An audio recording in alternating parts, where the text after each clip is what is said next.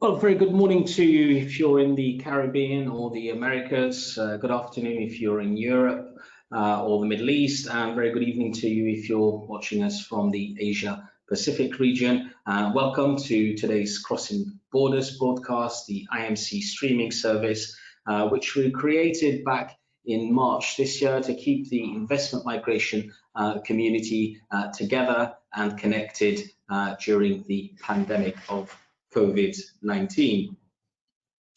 And of course, we had to do that, and we were delighted to do that because unfortunately we had to cancel our 5th anniversary investment migration forum, which was due to take place in Brussels at the beginning of June. But I'm delighted to tell you that the Secretariat team is working very hard to plan for June 2021. So if you haven't seen one of these broadcasts before, don't worry, you can watch all of the previous programs on catch up through our YouTube channel, and don't forget to hit like, share and subscribe.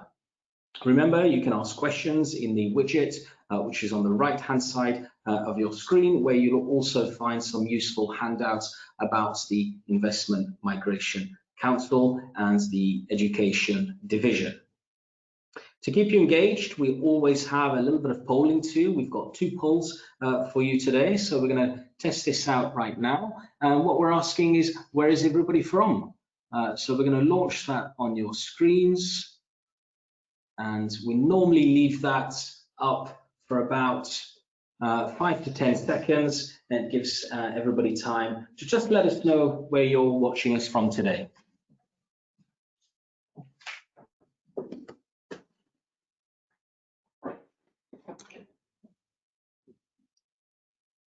Brilliant, so results are coming in. We're about 79%.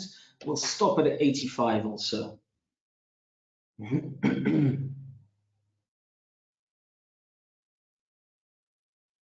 All right, get those last votes in.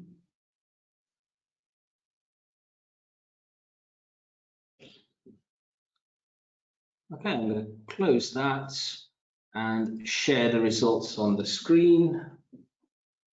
So overwhelmingly, 77% of today's viewers are from Europe, followed by the Americas with 13%, 6% from Asia Pacific, but nobody's watching us from the Caribbean today. So let me leave that and hide that.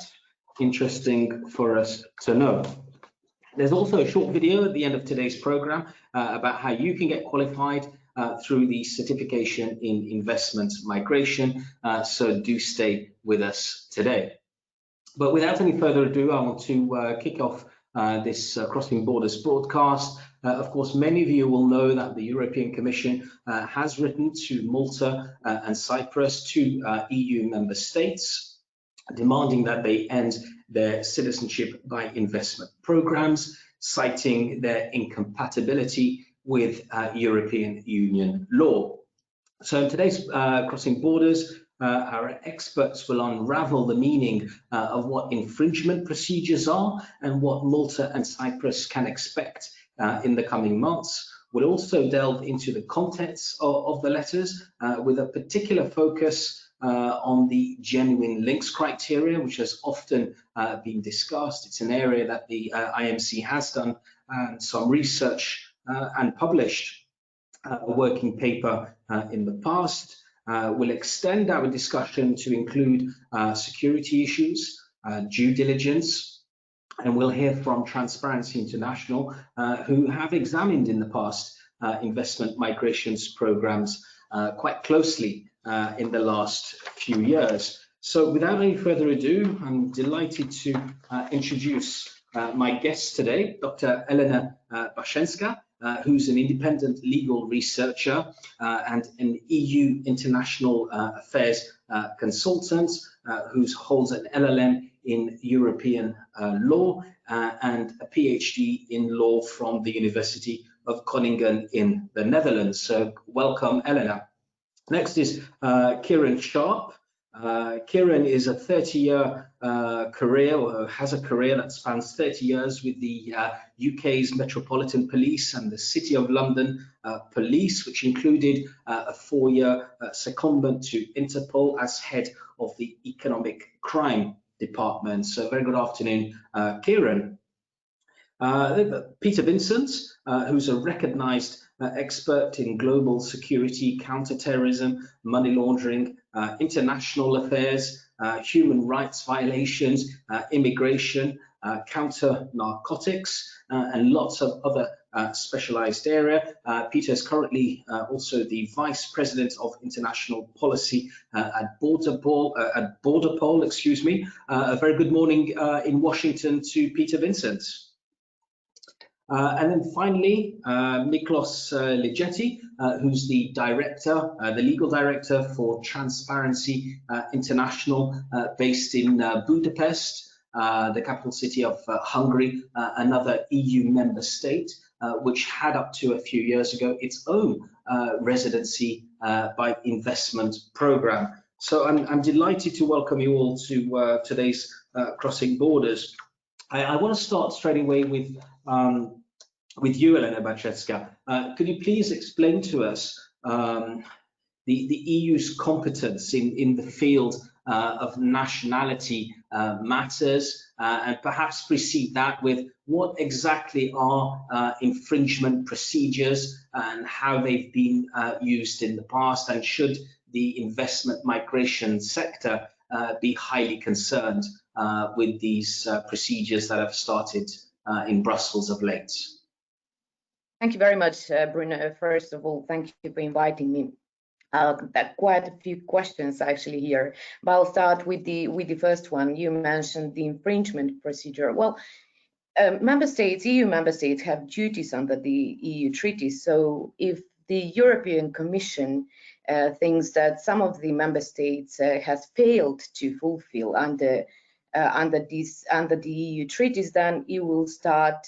It doesn't have to, but it may start infringement procedure. So basically, there is pre-infringement stage and infringement stage. So in the pre-infringement stage, the Commission will try to negotiate, to exchange correspondence with the affected member state. And if this doesn't work, then it will send formal notice to the member state starting the infringement procedure. This still doesn't mean that we're going to see cases in front of the Court of Justice, because the European Commission still has discretion about this, and whether or not we will see at the end cases in front of the Court of Justice, it will depend very much on what they negotiate now and what they agree with Malta and Cyprus in this case.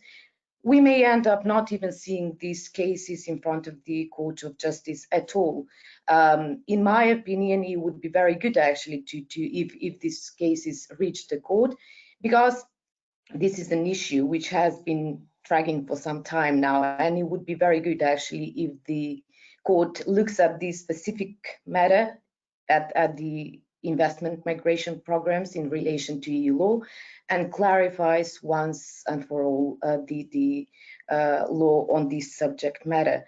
It has been, well, to us lawyers, it's clear from previous law that EU law does not, the EU itself does not have competence in the field of nationality, unless there are some restrictions, unless there is an instance where a member state would probably enact measure that will restrict rights of EU citizens, but not in circumstances as we have these circumstances now, where new rights are actually granted to new citizens. So it does have a little competence to interfere in nationality matters, but only where we have negative impact on rights of EU citizens in terms of EU law rights, of course, rights enjoyed by virtue of EU law.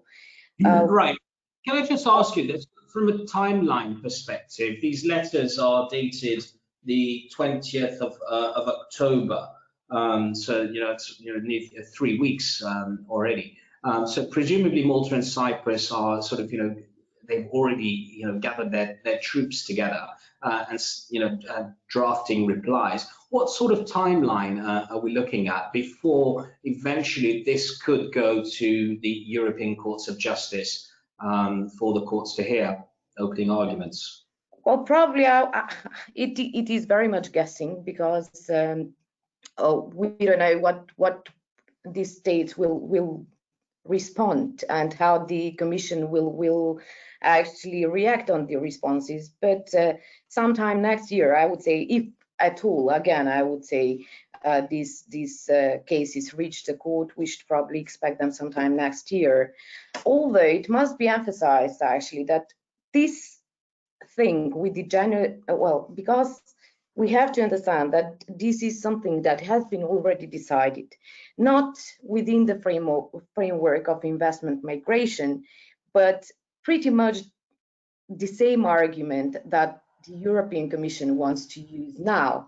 So when it comes to genuine links, when it comes to, well, sincere cooperation is something else, but when it comes to genuine links, this has been, and nationality, this is res judicata. It is something that has been already decided by the European Court of Justice back in 1992, where the European Court of Justice actually clarified that member states cannot question the conditions on granting citizenship in other member states. They have no right not to recognize citizenship of other states, and physical residence cannot be made one of the conditions for acquisition of citizenship. So this action of the European Commission is an attempt to kind of reverse this Micheletti case from 1992. And in your opinion, do you think that's they will get traction and have the possibility to do that? Well, you know what? It very much depends on what arguments they use. If from what I've read so far in the press release and everywhere else, actually, about the arguments of the Commission, the argument is basically that because member states cannot actually question the conditions of acquisition of citizenship in other member states, that's why genuine links should apply as a condition to basically all member states. But you know what? This is very problematic argument. First of all, as I mentioned, it has been recognized by the Court of Justice of the that's European Court of Justice, of course, that this cannot be a condition. That's the first thing. The second thing is, you know, Bruno, the investment migration field is not the only field where we see acquisition of citizenship in absence of genuine link. It is tradition of states within and outside the member states to grant citizenship without genuine link. So, you know, we cannot just focus then on investment migration, because the argument is such that it affects other forms of naturalization as well, and this is very problematic. Yeah. What other forms are we talking about here then, Elena? Well, you know, Bruno, member states grant citizenship out of, you know, idealistic beliefs. They believe their minorities live in other member states or outside the member states, of course. Sorry. So or maybe just in national interest, which does not have to be always financial interest. So there are many other, you know, ways where the states actually grant citizenship outside the investment migration, and we're still talking about lack of genuine link, because there is, and as well, genuine link has to be very much defined what it means and what it doesn't mean. So in the eyes of the European Commission, investment does not create bond or genuine link with the state. That is very much negotiable. That is, you know, something that probably the court may look at that.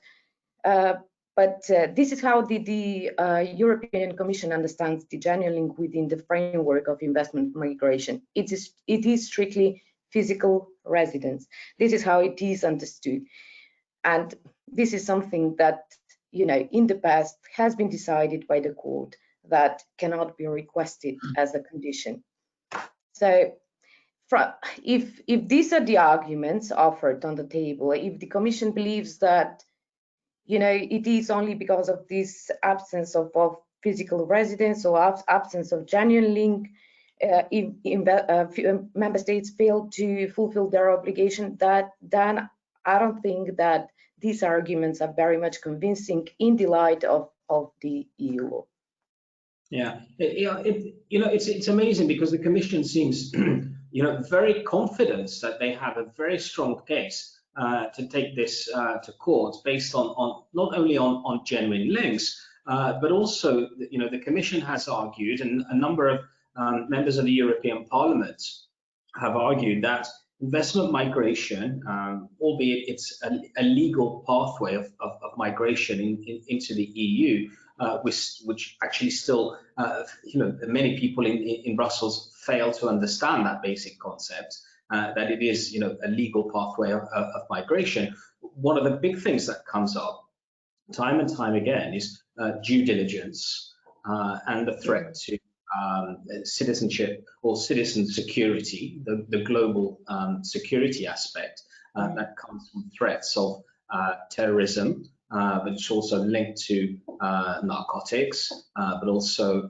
money laundering as well, with the links to real estate. And I want to bring Kieran Sharp in. You're a 30-year career veteran of the Metropolitan Police, the City of London Police, and you were seconded for 4 years to Interpol as head of the economic crime unit. But isn't it true that actually any form of migration poses a security risk?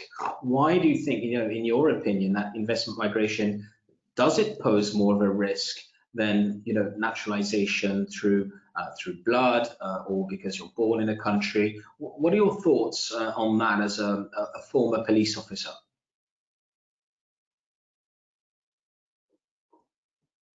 You'll have to put your now. So you're absolutely right. And what Elena just said is true as well. That there's many forms of migration. So, for instance, I'm applying for Irish citizenship at the moment because I have those links in my background. So that's acceptable. But actually, I could be the worst criminal on earth. So they will probably find that out if I was. But it doesn't, just because you have those kind of links, it doesn't just suddenly make everything good and everybody's a good guy who's applying. So there's going to be issues around any form of migration that you're going to get people applying who you don't want. I suspect that the reason there's a concentration on investment migration in this instance and in the past as well is that they're looking at high net worth individuals in the main who are applying, perhaps not for the right reasons. So they might be saying, well, look, they've got a bit of money, they will gain access to the EU, for instance, as a result of getting citizenship, and that person has made money from drug running or money laundering or is a terrorist or whatever. So I think that's where the concern seems to lie. And of course, we all have to be aware that there may well be people of that nature who apply for these programs as they could for other programs, but this may be being more beneficial for them.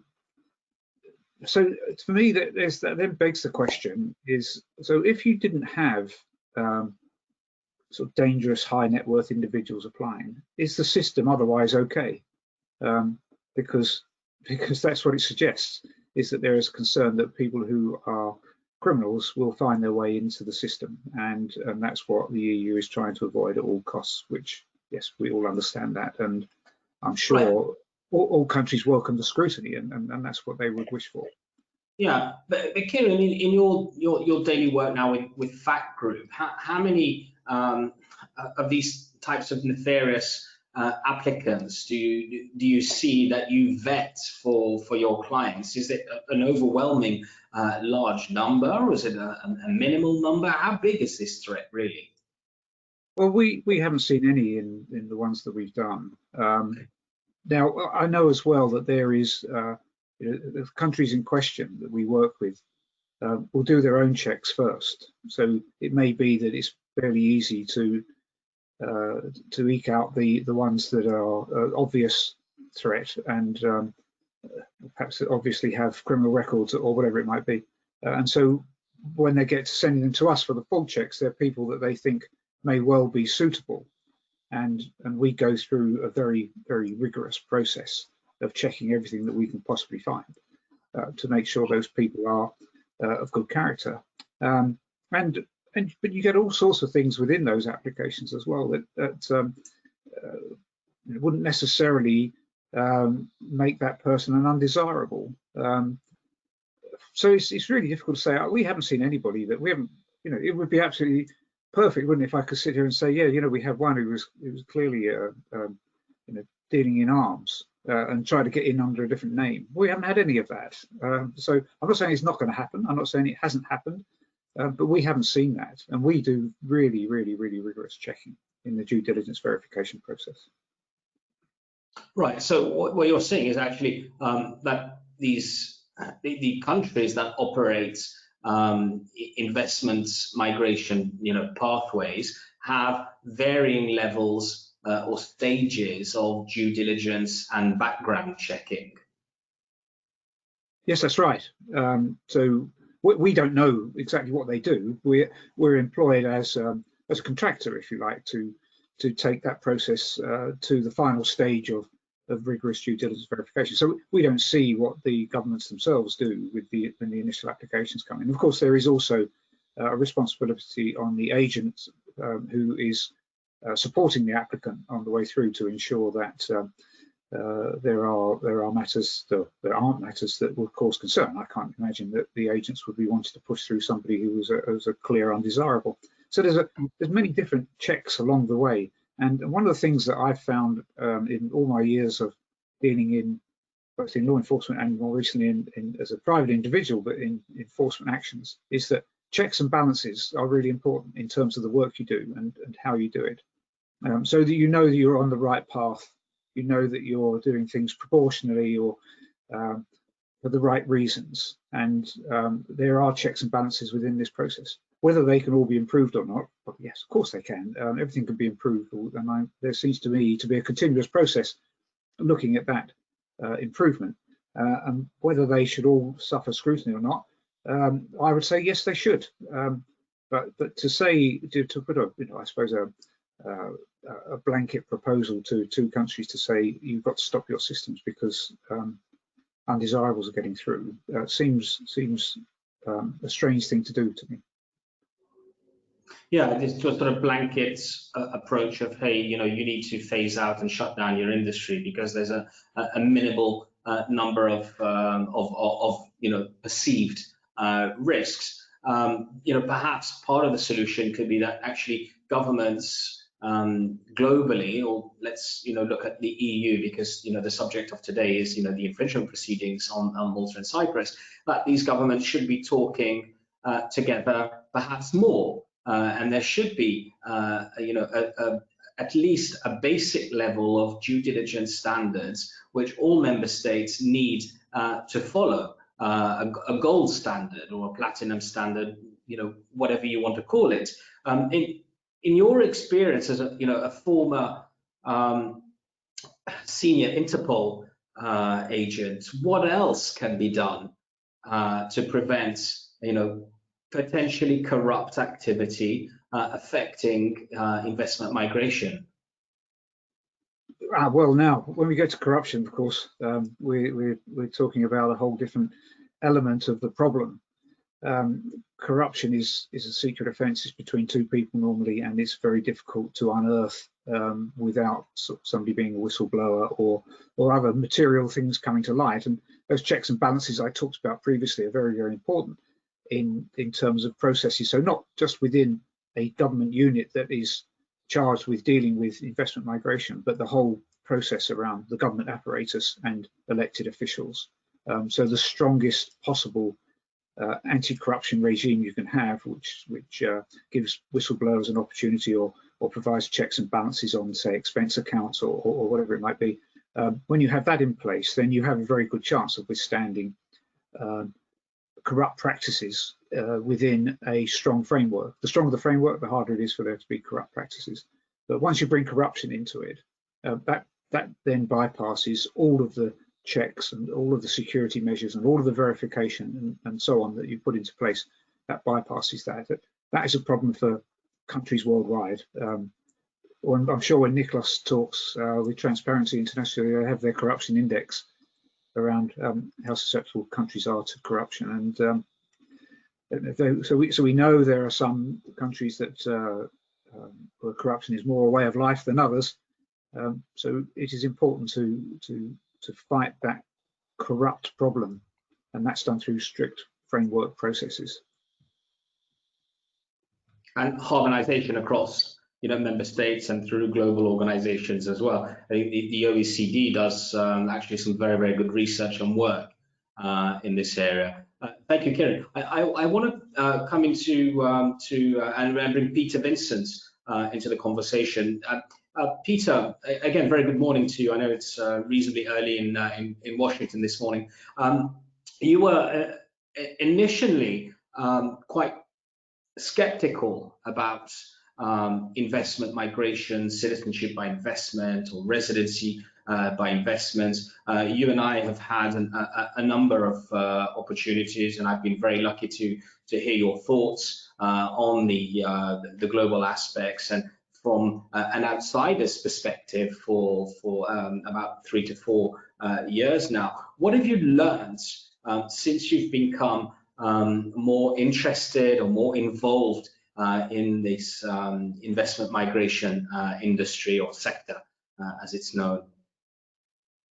Good morning, afternoon, and evening to all of you. Bruno, many thanks to you and the IMC for hosting this discussion, and to my distinguished panelists for taking the time out of their very busy days to discuss these important matters with us. Bruno, you're absolutely right. I became initially interested and involved in the industry as a confirmed skeptic when I was posted to the US Embassy in Bogota, Colombia.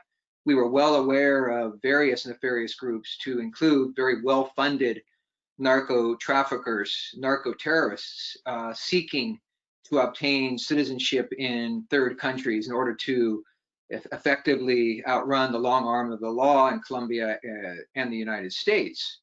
I was also very much involved in looking at these issues, and I was a member of the Obama administration. So I've spent very much my entire public service career, and more recently in the private sector, focused on ways that clever and savvy nefarious actors might look for means and ways of exploiting legitimate processes and procedures to gain access to our countries, and to potentially theoretically cause great harm, to include acts of terrorism, in addition to other not so pleasant things. And I'll say, as someone who has spent my career focused on these issues, I've been offended in particular by comments made by members of the European Commission, and in fact members of the European Parliament, when it comes to investment migration, using language like that these programs are Trojan horses for terrorists and money launderers and human rights abusers. The same sort of language that President Trump has used to describe innocent women and children and men looking to come to the United States for better educational opportunities, or to flee persecution or criminal activity in their own countries, trying to use very dramatic, very inflammatory language. In fact, the vast majority of individuals trying to go to different countries are looking for the different reasons: educational opportunities, health opportunities. The situation with the European Union is that you have nearly 1 million, I'm rounding up, new European Union member state citizens each and every year, based on heritage or ancestry or marriage or birthright. And there's nothing wrong with that. People across the diaspora feel some sort of kinship, as I suspect Kieran does with respect to Ireland, and want to be part in some way of the national dialogue in countries that their grandparents immigrated from, or their spouses. And yet, with respect to that nearly 1 million new European Union member state citizens each and every year, they are subject to very little actual due diligence. And that is what is scary. When it comes to the, and I'll round up again, the nearly 1,000 new European Union citizens that obtain their European Union member state citizenship through investment by migration, citizenship by investment programs, each and every one of those individuals is subjected to very deep due diligence, very serious screening and vetting by incredibly important government agencies, intelligence agencies, law enforcement agencies, and as well as by the absolutely critical third-party due diligence providers that are involved in working in this space, like Hilton Global Associates or FACT or Exeger or Refinitiv, that obtain incredibly important and valuable information about each and every applicant to these programs. What I have learned, to finally answer your question, Bruno, through this process, is that I was frankly ignorant of the work that third-party due diligence providers were doing in the space until I became directly involved in it as the general counsel for Thomson Reuters Special Services, and became more educated as to what was going on in this space. But I am just so offended when the European Commission uses the specter, the horrific threat of terrorism or human rights violators somehow finding safe haven in European Union member states through citizenship by investment, when, and let's be perfectly clear here, with all due respect to the European Union, I believe that part of their concern is not a security concern, although there may be a bit of that, but if that's a true concern, they ought to look at the nearly 1 million new citizens who are subjected to virtually no due diligence, let alone vetting to gain citizenship in those countries. They have, in my opinion, not a real fear of threat. They have an emotional, an ideological issue with the perceived commodification of citizenship. And that is something that Europeans should discuss. That would be healthy to discuss. But when it comes to looking at challenging the sovereign rights, and Elena can talk much more about this certainly than I can, of member state, European Union member states to determine on their basis of their sovereignty how they will and who they will admit as citizens, strikes me as too clever by half. It's almost, and thank you for that, it's almost a direct assault on agencies that you've been involved with in the past by the Commission and by the European Parliament. Those agencies with all police forces that do vetting and work 24/7 to keep our citizens safe from terrorist activities, isn't it? When they start, bringing in the security aspect of investment migration, saying it's a weak link in the migratory route into the EU. So I would imagine that people like you, Kieran, and Peter would, be offended by these comments. In actual fact, Kieran, any thoughts on this? Bruno, I had the opportunity, as yourself and many others that are likely listening into this conversation, to attend a stakeholders meeting in Brussels with the staffers at the European Commission. And I am grateful for that opportunity.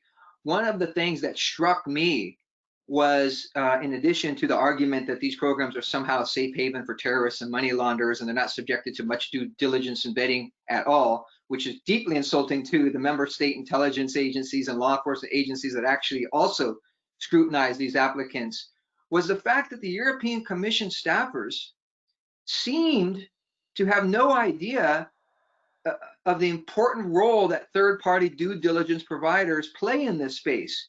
And they had, I suspect no fault of their own, simply believed that all of the intelligence agencies and law enforcement agencies within governments were the ones doing, and appropriately doing, background checks on applicants to obtain citizenship in their countries, when in fact, as a proud member of the Obama administration who spent much of my career in the US federal government, I can tell you that governments can't do everything, and these third-party due diligence providers are absolutely essential.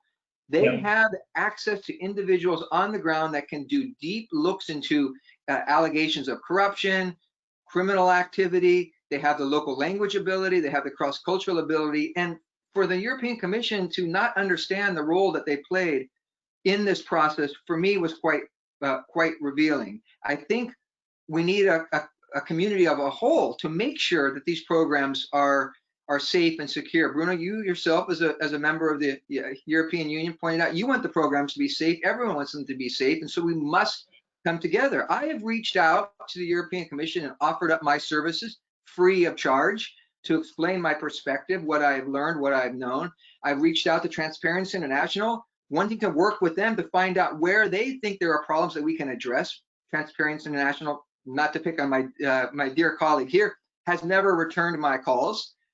We have to come together because these programs, despite the efforts or the threats of the European Commission, are not going away. In particular, the residency programs are only going to continue to grow. And so if there are weaknesses that our good friends who do incredible work at Transparency International know of, that we should be aware of in order to make the programs as secure as possible, I would welcome that opportunity to have that continuing dialogue. All right, thank you, Peter. We've had a comment coming in, and please, keep your questions and comments coming in. But one of the questions that's come in, and it's directly relevant to what you've said, Peter, is what should be the next steps in the sector's evolution going forward now? And that could be something later, but I know you're incredibly busy and you might not be able to stay throughout this broadcast. So I thought I'd put that to you right now. I am busy, as all of you are, but nothing is as fun as this. So I'll answer very briefly, and I suspect my colleagues will have comments as well. I believe two things are essential here to the continued evolution of the industry. One is, and somebody mentioned this very briefly, we need a general understanding of the standards of due diligence that should apply across the board. The industry is becoming more sophisticated, but unfortunately and dangerously, there are some still dodgy agents out there that are not doing any due diligence on the applicants that they are processing, whose applications make it to the programs, and there may be something that is potentially missed there. So I think a standardization of the due diligence. I think due diligence needs to be more robust, and that cost needs to be paid by the applicants themselves. As Karen pointed out, these are high net worth individuals. By definition, they can afford the costs associated with due diligence, and I think that the due diligence should be even deeper. I look at newcomers in this industry as it continues to grow and become more sophisticated, like Hilton Global Associates, with an incredible amount of talent and experience that they have. The level of detail that they're able to put into their reports, the timeliness of their reports is incredibly important. I know that others are doing or trying to do the same. Make the applicants pay for that, and it should be standardized across the industry. And the other, and then I'll finish up here because I realize that I've gone on far too long, the other part that I think is essential to the continued sophistication and evolution of the industry is we need regulations on this. It's still an emerging market, and therefore, as I said just a moment ago, there are still a few dodgy characters out there on the agent side that don't see themselves subject to any sort of business practice rules whatsoever. I know IMC has a canon of ethics that its members sign up for, but there are a lot of folks out there who, quite frankly, are looking to make a quick buck and aren't in it for the long haul, and to sound cynical, because I can be cynical sometimes, could care less as to whether or not those individuals that they process pose some sort of danger to liberal democracies in Europe or elsewhere. And so I think having some sort of regulatory body, I don't know what it is, but it should be something that's able to impose sanctions, because after all, the honor code only exists for the honorable. And all of the folks that are members of the IMC are very honorable actors, and they play by the rules, but they're not the only ones in the industry. So those would be my two recommendations on how to continue to evolve as an industry to make it safer, and hopefully to allow the European Union, in particular the European Commission, to feel a bit more comfortable with the processes and procedures that go into making the program safe and secure. We can't or won't be able to address their emotional or ideological problem with their perception of the commodification of citizenship. Elena and Professor Dmitry Kochanov, they can deal with the legal challenges to member state sovereignty. But we, as an industry, need to do a better job, because the perception is still out there that this is a dodgy industry. We need to do a better job of calming the nerves of the skeptics out there who just simply, as I was initially, aren't as well educated as they need to be as to what is actually done to programs safe, secure, and transparent. And we hear you at the IMC, and we agree with most of what you've said there. There's still a perception issue, and actually some of that is incredibly warranted. This is why I want to bring Miklos Ligeti from Transparency International into the conversation. There's one thing that perhaps where our positions differ, Peter, is I'm not entirely convinced that we can have a single regulatory body for investment migration, because actually at the end of the day, it is a legal migration pathway.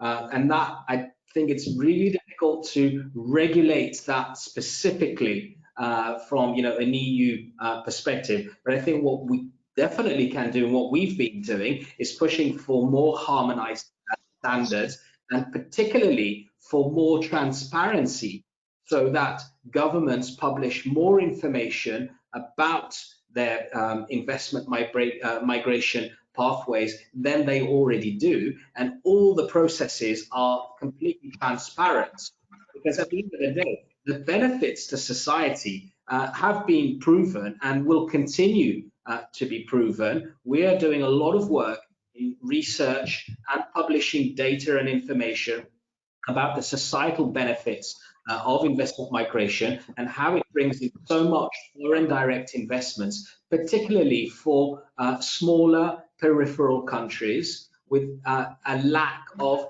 natural resources, many in the Caribbean, but also on the periphery of the EU. And a lot of work still needs to be done there. But Miklos Ligeti from Transparency International, we know, of course, that TI has done some fantastic research and work in the space of, you call them golden visas, the professional sort of term for the sector is investment migration. You've been researching this for a number of years, and you've got some specific examples for the benefit of our viewers who perhaps are not familiar with Transparency's position. What's been your experience? Well, thank you, Bruno, for inviting me at this esteemed forum, and thank you for your question. One disclaimer here to start with is that I'm working for Transparency International Hungary, which is an individual chapter within the worldwide transparency movement. And of course, TI Hungary has been one of the chapters of Transparency International that contributed to the research on golden visas. But basically, our experience and my personal experience stays with the investment by migration, or let's say a residency bond program in Hungary. So my experience is more focused on Hungary. And well, my contribution to this panel could be is that Hungary is an example how not to do a citizenship by investment program, because the Hungarian program, that was basically a state residency bond program, really offered the opportunity for the so-called bad guys or crooks to infiltrate Hungary. And of course, we have no evidence of many doing so, but at least we have some examples of persons on US sanctions lists, AFCO sanctions list, and lab persons or criminal convicts of foreign countries, foreign nationals, getting a Hungarian residence permit, which equals to an EU or a Schengen visa. And all these guys go through Hungarian due diligence, which questions, which puts to to question the quality and the reliability of due diligence and security screenings of the applicants. Even more worrisome or concerning is the fact that normally you would expect that a program of this kind benefits national budgets and benefits the national community by attracting foreign direct investment or persons that are of high net worth individuals who are capable of investing in your country, creating jobs or preserving jobs, or investing in areas which are otherwise not so attractive for investors. And Hungary, in this respect, or from this perspective, is a peripheral country of the European Union. Hungary is a country that badly needs and lacks direct investment. But in Hungary, we have no evidence if any of those who received a residence permit through the program, residency bond program, invested in any part of the economy in Hungary or created any jobs. All we know is that the margins and shares and turnovers to be paid by the Hungarian government after these residency bond packages are very expensive. And it seems to us, we have some calculations which we've done in cooperation with economists, that the price the Hungarian government paid to the investors for these bond programs, for the bond packages, is way bigger than any price to be paid after any bond without offering the possibility to get a residence permit in Hungary. So it's not that TI Hungary or the transparency movement would condemn the idea to have lawful pathways that promote the migration of capitals and the migration of capital owners. The problem specifically with the Hungarian residency bond program was that it was done in a non-transparent way, putting huge questions, putting the reliability of screening and due diligence to question, and enabling the potential influx of ill-gotten assets or laundered money into the Hungarian economy without any openly and transparently reliable way to give any grasp or handrail to grab that this is good, that what happens to Hungary is good. And I'm not here to speak against those broker companies who were entitled to trade these bonds and take part in the residency bond program as promoters. But the fact that most of these companies were seated in so-called secrecy jurisdictions at least raises another set of concerns which remained unanswered in this program. Thank you for listening to me. Thank you. No, I appreciate that, and it's a very welcome comment that you made, that overall you're not against these programs, but maybe the structuring of these programs and how they are, the framework of these programs. But I think we agree, Niklas, that the EU needs flow of capital, of foreign capital investment, right? Obviously, but I'm not an EU expert in this respect. I'm a Hungarian expert. I will speak to some people who will say that actually, no, we must create our own internal market and not have foreign capital investment. It's very surprising. But you and I agree that we can't survive or compete as the EU without foreign direct investments. We need these injections of foreign capital, which often are linked to foreign talent as well, because it's not only a story of investments coming in. More often than not, people also come in with their talents, their ideas coming to the EU as well. Just of late, the ex-chief executive of Google, who spent a decade heading up Google, has now acquired an EU citizenship, which is a fantastic story for citizenship by investment, investment migration, and for the EU also. Because not only is that individual investing into the European Union, but surely he's going to also bring a lot of talents to the tech sector, which the EU desperately needs. But I think we also agree, but I'll put this to you, all investments shouldn't be banned from outside of the EU, because investment migration is, one source of foreign direct investment, but there's other sources, other frameworks where foreign business persons invest into the EU through securities instruments, through stock exchanges, through insurance-linked annuities and insurance products, and through the banking. So surely there is a need to harmonize due diligence and governance across all types of asset classes. Is that something that you either you agree with, or what are your thoughts on harmonization of due diligence and governance across various asset classes?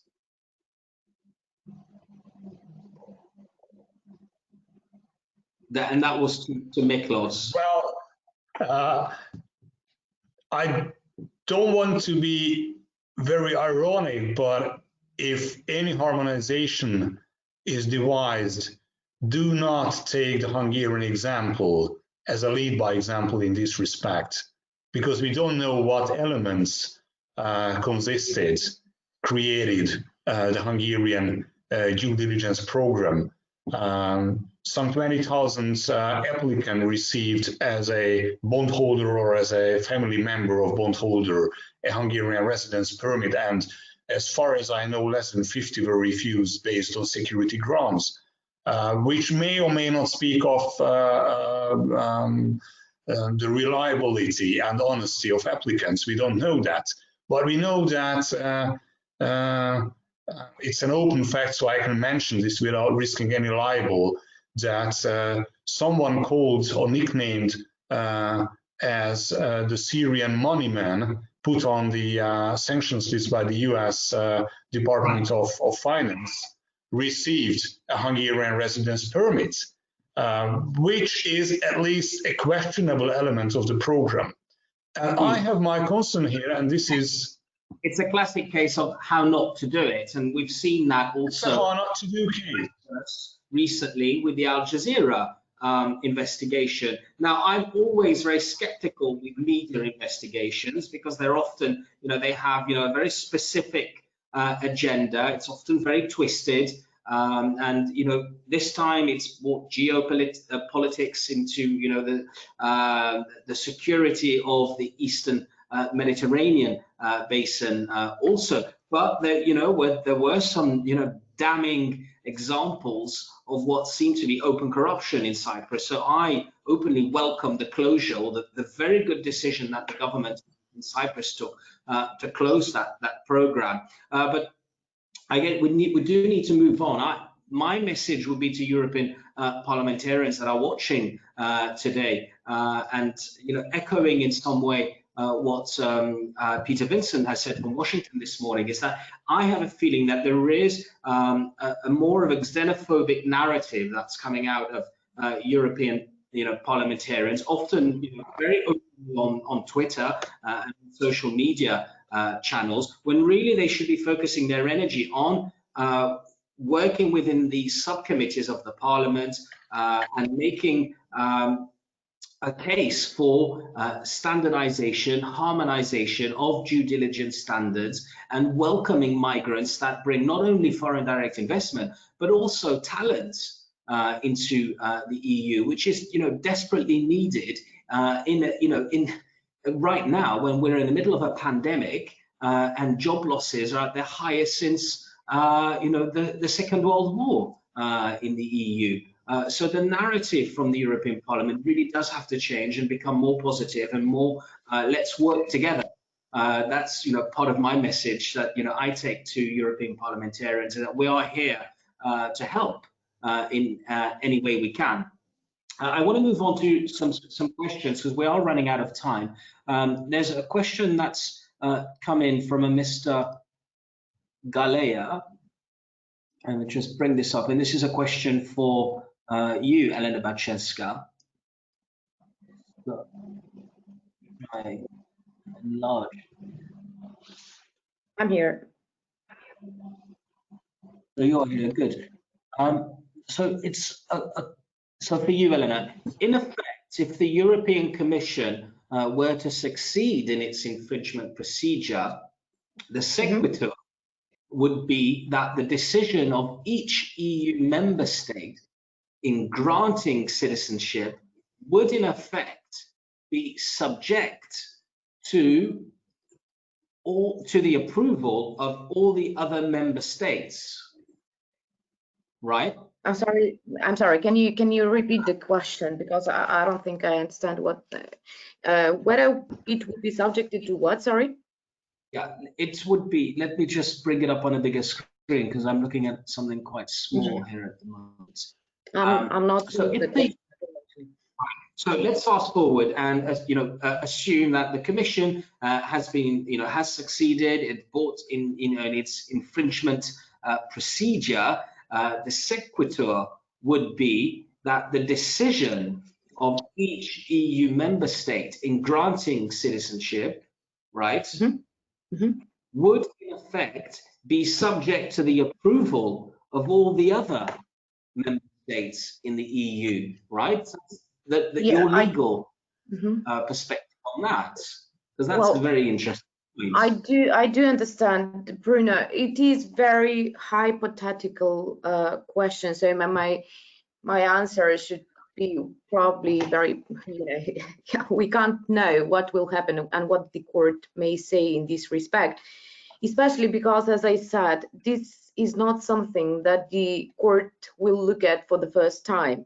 It is res judicata. It is something that has been already decided almost 30 years ago. I have no feelings about the investment migration programs, no emotions whatsoever. I'm only looking at the legal aspects. So whether they continue to exist in the future or not, I'm not very much bothered. I'm bothered with law, and law is very much on the side of member states in this case. And to be honest, I don't see how the Commission can be successful in this case, especially because the Court of Justice already clarified that this genuine link cannot exist in EU law.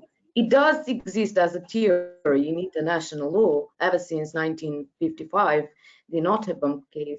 Even in international law, it never developed into international principle or obligatory rules for states. It is still theory that does not oblige states to act to grant citizenship in compliance with these genuine links. But EU law context is completely different. I'm not completely, but it is different in many respects than international law. And within EU law, this is, I'm afraid, not possible.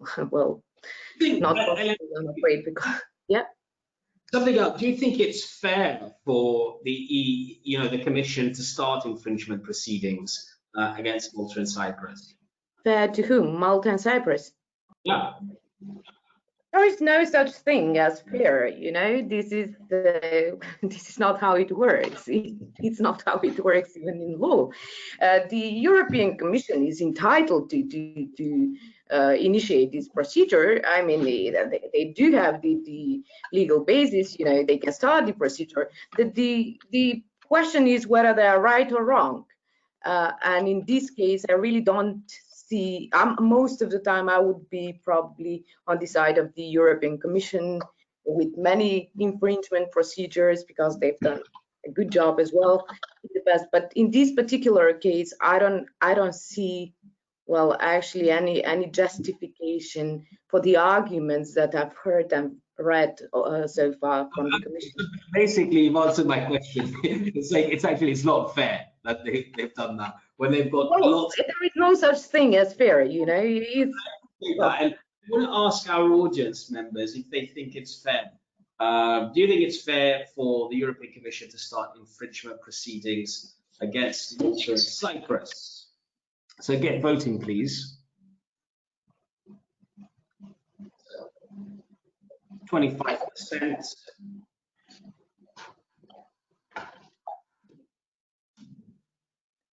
50, 60, 65.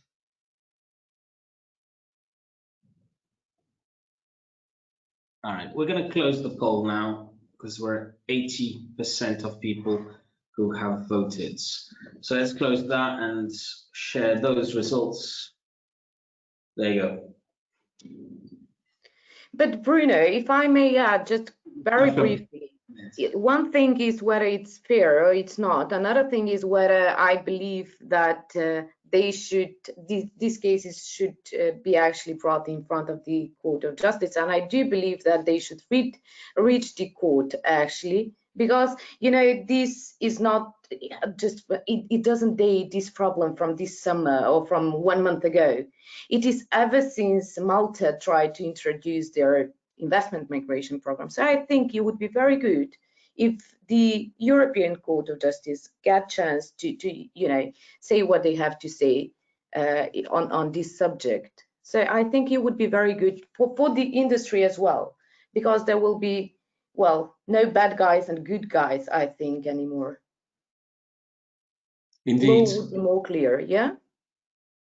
Okay. Thank you so much. I want to come back and close off. Peter Vincent, any last thoughts on this conversation of today?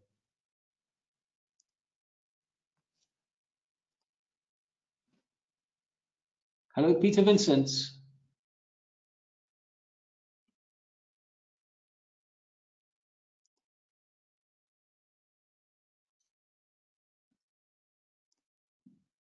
Hello.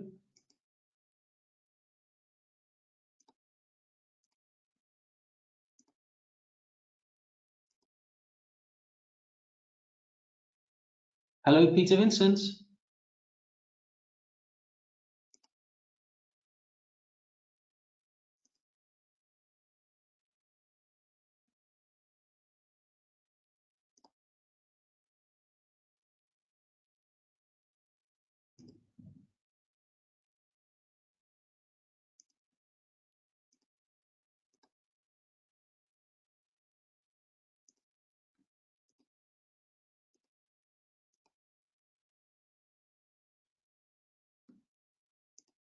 Bruno, I'm not sure you can hear me now.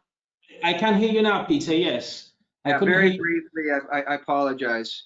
Far be it for me to have the last word, but I will only add that I think it's imperative that the industry continue to do what you, Bruno, and IMCA has done, and that is in educating the general public as to the due diligence and the security vetting that goes into applications for the programs. Educate the general population as well as the European Union and particularly the European Commission as to the great societal benefits that accrue through these programs, the benefits to the people in the countries that are offering these programs, and that we all need to work together to make the programs even safer, more secure, and transparent to ease the nerves of government officials as well as members of the European Parliament and in particular the European Commission. Perfect, thank you. Kieran Sharp, any last words, please?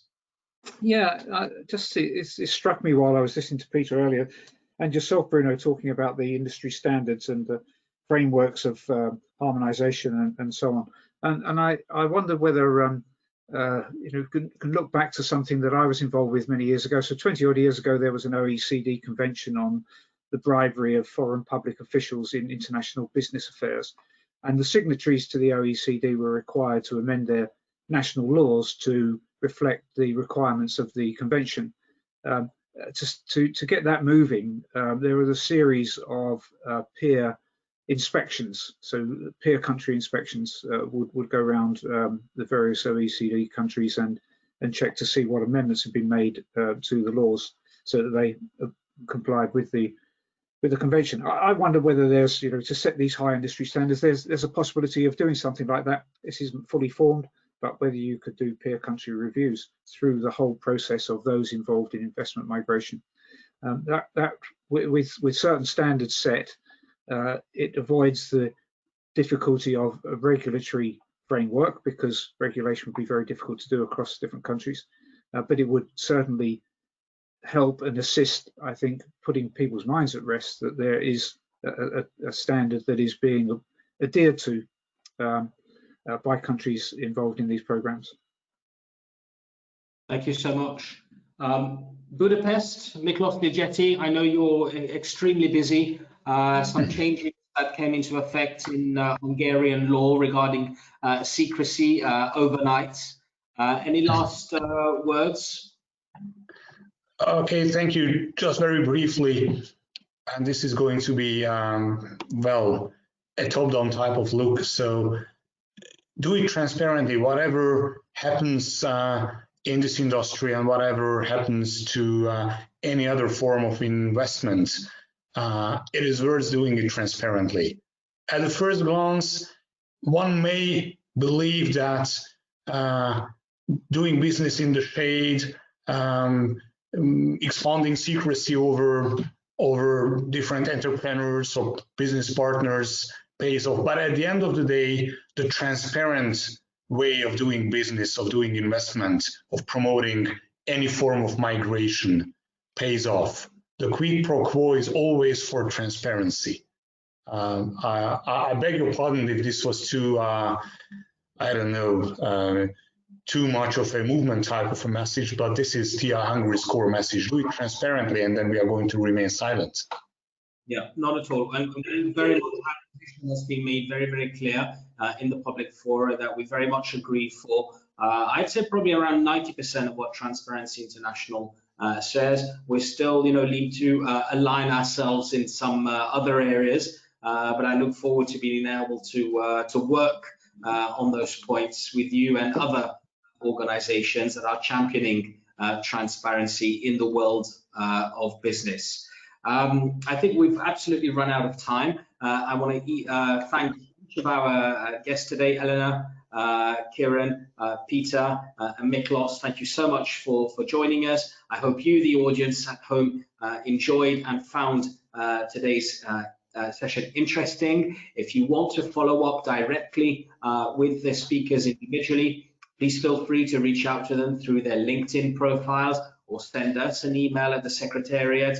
The IMC team will be happy to make those introductions. Incidentally, if you're not already a member of the Investment Migration Council, then please visit our website for more information on joining and supporting our work, and of course for daily updates on what's happening in the in this sector right now. We'll be back on Wednesday, the 9th of December, same time, 2:30 Central European time, and we'll be discussing the results of the US presidential election and the impacts that this may have on investment migration globally. But until then, stay safe, and thank you once again for joining us today, and it's goodbye. Thank you. Bye-bye. Thank you. Bye-bye. Thank you very much, everyone. Bye-bye now. Goodbye.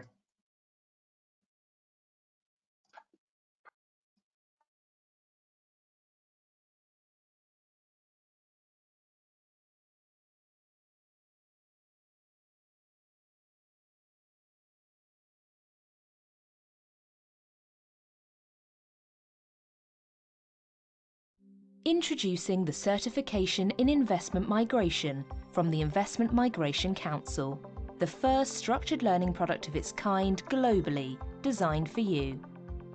Explore the bite-sized learning pathway of each module on our custom online platform. You can track your progress as you go and learn at a pace that suits you, with an estimated 5 hours of study time per module. The Certification in Investment Migration contributes to the development of professional competencies and standards for those new to or already working in the industry. So, what are you waiting for? Visit our website to start your learning journey today.